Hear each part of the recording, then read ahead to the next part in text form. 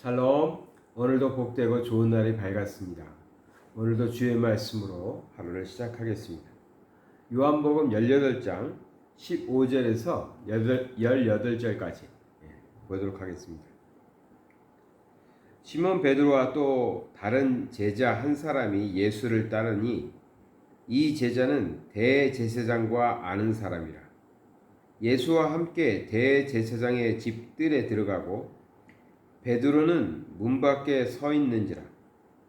대제사장을 아는 그 다른 제자가 나가서 문 지키는 여자에게 말하여 베드로를 데리고 들어오니 문 지키는 여종이 베드로에게 말하되 너도 이 사람의 제자 중 하나가 아니냐 하니 그가 말하되 나는 아니라 하고 그때가 추운 거로 종과 아랫사람들이 불을 피우고 서서 쬐니 베드로도 함께 서서 쬐더라. 아멘. 오늘 말씀은 예수님께서 신문을 받기 위해서 대제사장의 집에 잡혀가시는 그 광경입니다. 그때에 예수님이 잡혀가실 때 예수님의 모습을 따라서 예수님을 따라서 갔던 제자들이 있었는데 그 중에 한 사람이 베드로입니다. 근데 베드로는 여기 본문에 보면 문 밖에 서서 있었다. 예수님은 대제사장의 집들 안으로 잡혀가셨는데 이 베드로는 문 밖에 서 있었다. 그때 이제 다른 제자가 그 종을 시켜서 저 베드로도 데리고 들어오게 하라 해가지고 이제 베드로가 들어가는 그 모습이죠. 그러면서 그 여종이 여기는 여자가 문을 지키는 여자라고 그랬는데 그 집에 우리말로 하면 하인이었겠죠. 여자 하인이 말하기를 베드로도 당신도 저 예수와 한편이 아니냐 이렇게 질문을 하는 것이죠. 그것에 대해서 베드로는 나는 아니다. 첫 번째 부인이죠. 첫 번째 부인을 한 것입니다. 그리고 나서는 거기에 사람들, 아랫사람들, 종들이 모여서 날씨가 추우니까 불을 쬐고 있었는데 베드로도 거기 가서 불을 쬐었다. 그런 얘기죠. 그 다음에 두 번째, 세 번째 부인하는 모습이 계속 기록되어 있습니다. 제가 여기서 깊이 보게 되는 말은 이 베드로가 문 밖에서 서 있었다라는 것입니다. 예수님이 잡혀 들어가시는데 예수님을 따라서 따라가는 것이 아니라 문 밖에 서서 있었다. 근데 요한복음에서는 그저 이렇게 문 밖에 서 있는지라라고 표현했지만 이 말씀이 마태복음 26장 58절을 보면 좀 더 다른 표현이 나오는데 이것이 조금 더 우리에게 의미를 잘 보여준다고 할 수 있습니다. 마태복음 26장 58절인데 57절부터 보면 이해가 쉬울 것 같습니다. 같은 내용입니다. 가야바에게 끌려가시는 예수님의 모습이죠. 예수를 잡은 자들이 그를 끌고 대제사장 가야바에로 가니 거기 서기관과 장로들이 모여 있더라. 그러니까 예수님이 가야바 대제사장이었던 가야바의 집으로 이제 끌려가는 그 모습이라는 거죠. 그때 이제 58절에 베드로가 멀찍이 예수를 따라 대제사장의 집들에까지 가서 그 결말을 보려고 안에 들어가 하인들과 함께 앉아 있더라 했어요. 그러니까 이게 같은 내용입니다. 같은 내용이고 그 모습을 표현하고 있어요. 이제 베드로도 예수님이 어떻게 되는지 보기 위해서 예수님을 따라서 갔다. 예수를 따라서 대제사장의 집들에까지 가서 그 결말을 보려고 안에 들어가 그것을 보게 됐다. 근데 여기서는 이제 데리고 들어간 그 설명은 없고 안에 들어가서 하인들과 함께 서서 예수님이 어떻게 신문을 받고 결과가 어떻게 나나 이걸 보게 되었다는 거죠. 그런데 여기에 58절에 예수를 따라가는 베드로의 모습에 멀찍이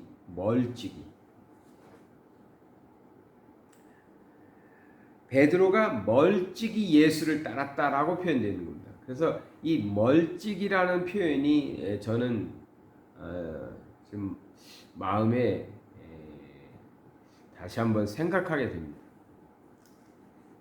오늘 본 요한복음에서는 그 집 밖에 있는데 사람들이 부르니까 그냥 모르는 척하고 따라 들어가는 모습으로 표현되어 있지만 마태복음에는 예수님을 따라가기는 하는데 어떻게 따라갔다고요? 멀찍이 떨어져서 따라갔다는 것입니다. 멀찍이 떨어져서. 멀찍이라는 이 표현 때문에 제가 옛날에 한 30년 전쯤에 전도사 생활을 할 때 주일학교 전도사 사역을 할 때 아이들에게는 설교를 하면 좀 쉽게 해야 되거든요. 그래서 이 본문을 가지고 베드로의 신앙을 멀찍이 신앙이라고 했어요. 멀찍이 신앙. 그러니까 예수님을 바로 예수님 옆에서 예수님과 함께 고난을 받아도 함께 받고 영광을 취해도 함께 취하는 그 예수님과 함께 가는 그런 신앙이 아니라 예수님을 모르는 건 아니고 예수님을 뭐 잊어버리는 것도 아니고 예수님과 남이 되는 건 아니지만 예수님을 멀찍이 떨어져서 따라간다는 거죠. 신앙생활에 있어서 이런 신앙도 있는 것입니다. 우리는 하나님을 믿느냐, 예수 그리스도를 나의 구세로 준 믿느냐, 아멘, 저는 믿습니다. 자, 여기까지는 똑같아요. 다 예수 그리스도를 나의 구세주로 믿습니다. 그런데 어떤 이는 예수님과 함께 걸어갑니다. 고난의 길도 함께 가고 영광의 길도 함께 가고 함께 가는 하나님의 자녀들이 있습니다. 또 어떤 이는 예수님을 믿고 예수님을 나의 구세주라고 고백도 하지만 때로는 멀찍이 떨어져 있습니다. 멀찍이 떨어져 있습니다. 멀찍이 떨어져 있으면 왜 안 되느냐? 그런 신앙이 왜 안 되느냐? 어떻게 됐죠? 우리 너무 잘 알고 있죠. 여종이 와서 물어봤습니다. 사람들이 와서 물어봤습니다. 또 그 집에 하인이 물어봤습니다. 그때 베드로가 어떻게 하죠? 멀찍이 떨어져 있었던 베드로는 예수님을 부인하고 말았죠. 고난이 없을 때는 베드로는 예수님의 수제자와 같은 사람이었습니다. 베드로, 요한, 안드레는 항상 어디를 가든 예수님이 데리고 다녔던 그런 수제자였죠. 그런데 멀찍이 이 단어에서 느끼듯이 예수님이 고난당하는 자리에는 베드로가 멀찍이 떨어져 있었던 것입니다. 그러다 보니까 어떻게 됐죠? 예수님을 부인하고 마는 거죠. 고난이 찾아오고 위협이 있으면 멀찍이 신앙은 하나님을 부인할 수도 있는 것입니다. 예수 그리스도를 부인해 버릴 수도 있는 것입니다. 우리가 신앙생활할 때 항상 주님 곁에 붙어 있는 그러한 느낌으로 신앙생활을 하셔야 됩니다. 항상 주님이 나와 함께 하시다는, 나는 항상 주님에게 붙어 있다라는. 우스갯소리일 수도 있지만 저는 그것이 제 신앙에 굉장히 큰 영향을 미친다고 생각하고 있어요. 뭐냐면 어렸을 때 고등학교 시절 때 친구들과 같이 다 제 친구들도 다 주일학교부터 같이 다녔던 그런 신앙의 친구들입니다. 그런데 이제 고등학교 때 이제 아이들이 머리가 큰다고 그러잖아요. 머리가 크면서 교회 학교 친구들이었지만 장난도 많이 치고 나쁜 짓도 하고 성경에서 하지 말라는 그런 일들도 하고 했어요. 뭐 큰 죄를 저지르진 않았지만 어쨌든 이제 고등학교 3학년 때쯤 되니까 친구들이 가끔 술도 마시고 그러더라고요. 뭐 저도 아이들과 함께 그렇게 술도 먹고 숨어서 술도 먹고 그랬어요. 그러다가 이제 어떤 날이 있었는데 그날이 저에게 있어서 신앙의 큰 계기라고 생각하는데, 그날도 친구들이 어머니 아버지가 어디 시골 가셨던 집에 모여서 술을 마셨어요. 근데 그 다음 날이 주일이었어요. 토요일 날 술을 마신 친구들은 주일 아침이 됐는데도 깨지 않았어요. 깨지를 못한 거죠. 뭐 늦게까지 놀았으니까. 근데 저는 새벽에 깨었어요.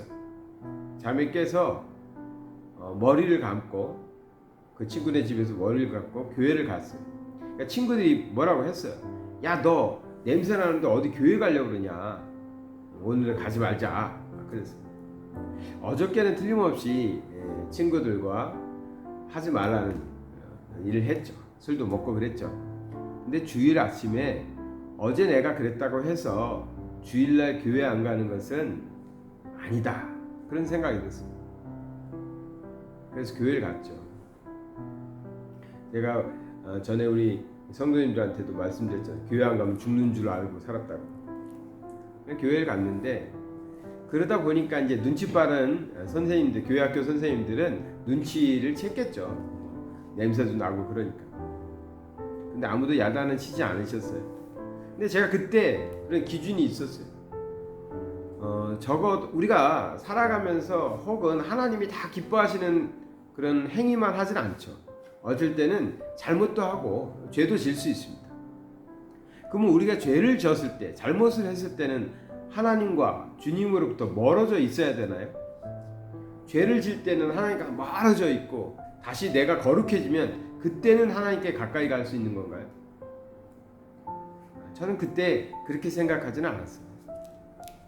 잘못을 해도 주님께 가까이 가 있어야 된다. 주님께 가야 한다. 그러면 주님께서 나를 야단은 치실지 모르지만 나를 내쫓지는 않으실 거라고 믿었어요. 그래서 그 당시에 그 어린 시절이지만 그때의 저의 경험이 우리 하나님과의 나와의 관계에 있어서 비록 내가 때로는 잘못을 하고 범죄를 저지를 수도 있고요. 하나님이 싫어하는 그런 일을 할 수도 있지만 결코 그 일 때문에 하나님을 버리지는 않습니다. 하나님을 떠나진 않습니다.